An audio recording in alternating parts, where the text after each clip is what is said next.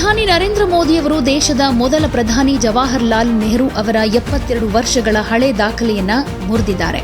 ಸತತವಾಗಿ ಅತಿ ದೀರ್ಘಾವಧಿ ಪ್ರಧಾನಿಯಾಗಿ ಸೇವೆ ಸಲ್ಲಿಸಿದ ದಾಖಲೆಯನ್ನ ತನ್ನದಾಗಿಸಿಕೊಂಡಿದ್ದು ಭಾರತೀಯ ರಾಜಕೀಯದಲ್ಲಿ ಮೋದಿ ಹೊಸ ಇತಿಹಾಸ ಸೃಷ್ಟಿಸಿದ್ದಾರೆ. ನೆಹರು ಅವರ ಅಧಿಕಾರದ ಅವಧಿ 4397 ದಿನಗಳು. ಇಲ್ಲಿ ತನಕ ಈ ದಾಖಲೆಯನ್ನ ಯಾರು ಮುರಿದಿರಲಿಲ್ಲ.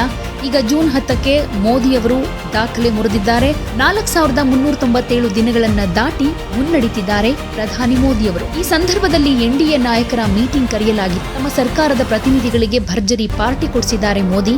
ಇದರಲ್ಲಿ ಗಮನ ಸೆಳೆದಿದ್ದೆ ಜಲ್ಮುರಿ. ಪಶ್ಚಿಮ ಬಂಗಾಳದ ಚುನಾವಣೆಗೂ ಮುಂಚೆ ಸಾಮಾನ್ಯ ಅಂಗಡಿಯೊಂದರಲ್ಲಿ ಜಲ್ಮುರಿ ತಿಂದು ವಿಶ್ವದಾದ್ಯಂತ ಈ ಜಲ್ಮುರಿ ಸೌಂಡ್ ಮಾಡಿತ್ತು. ಒಂದ್ ರೀತಿಯಲ್ಲಿ ಬಿಜೆಪಿ ಗೆಲುವಿಗೆ ಇದು ಕೂಡ ಕಾರಣ ಅಂತ ಹೇಳ್ಬೋದು. ಅಷ್ಟು ಸುದ್ದಿಯಾಗಿತ್ತು.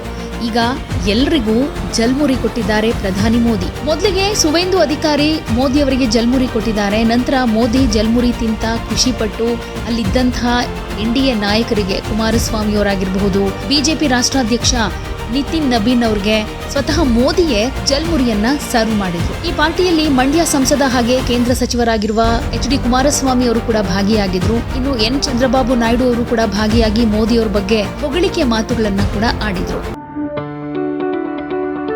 ಯಾವುದೇ ಸುದ್ದಿಯ ಅಪ್ಡೇಟ್ ಅನ್ನ ಮಿಸ್ ಮಾಡ್ಕೊಳ್ಬಾರ್ದು ಅಂದ್ರೆ ಈಗ್ಲೇ ಒನ್ ಇಂಡಿಯಾವನ್ನ ಸಬ್ಸ್ಕ್ರೈಬ್ ಮಾಡಿ. ನಿಮಗೆ ಬೇಕಾದ ಭಾಷೆಯಲ್ಲಿ ಎಲ್ಲಾ ಸುದ್ದಿ ತಿಳಿಬೇಕು ಅಂದ್ರೆ ಒನ್ ಇಂಡಿಯಾ ಆಪ್ ಅನ್ನ ಡೌನ್ಲೋಡ್ ಮಾಡ್ಕೊಳ್ಳಿ.